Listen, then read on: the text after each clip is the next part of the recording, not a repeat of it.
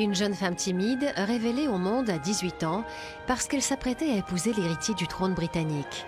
Elle, qui était tant aimée par le peuple, a été traquée par les médias tout au long de sa vie et même après.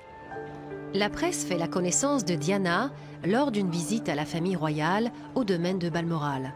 La jeune femme timide, assistante dans une école maternelle, a conquis le célibataire le plus convoité du pays et l'histoire ressemble à un conte de fées. The marriage service is planned for St Paul's Cathedral on the 29th of July 1981, when Her Majesty's subjects everywhere will join in wishing Lady Diana and the Prince of Wales every happiness in the years ahead.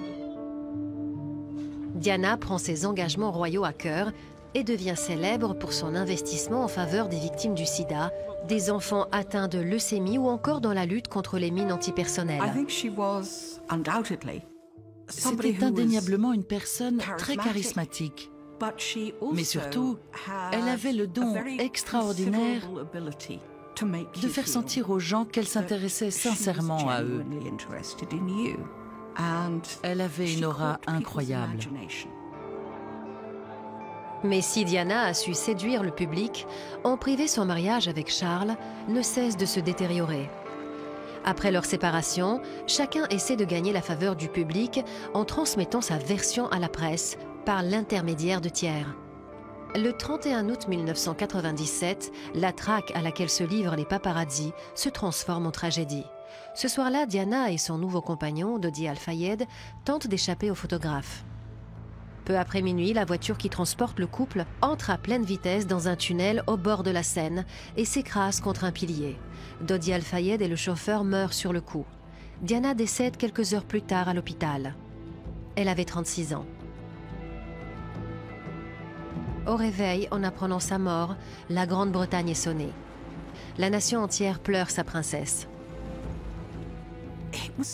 Sa mort était ressentie comme un tel gâchis et qui aurait pu si facilement être évité. Et parce qu'elle était si jeune, si belle, sa mort paraissait d'autant plus tragique. À son âge, elle aurait dû avoir toute la vie devant elle. Les jours et les semaines qui suivent, des centaines de milliers de Britanniques viennent signer le registre de condoléances et déposer des fleurs devant le palais de Kensington. La reine et d'autres membres de la famille royale sont vivement critiqués pour n'avoir pas quitté Balmoral pour communier avec la nation en deuil. We have all been trying in our different ways to cope. It is not easy to express a sense of loss, since the initial shock is often succeeded by a mixture of other feelings. Au départ, elle n'a pas pris la mesure de l'immense choc que représentait cette tragédie pour le peuple britannique. Sa priorité à elle, c'était ses deux petits-fils adorés, qui eux venaient de perdre la mère qu'ils aimaient tant. Elle se faisait énormément de soucis pour eux et était simplement concentrée là-dessus.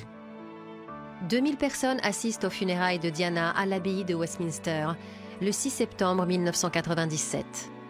Et 2,5 milliards suivent leur retransmission à la télévision.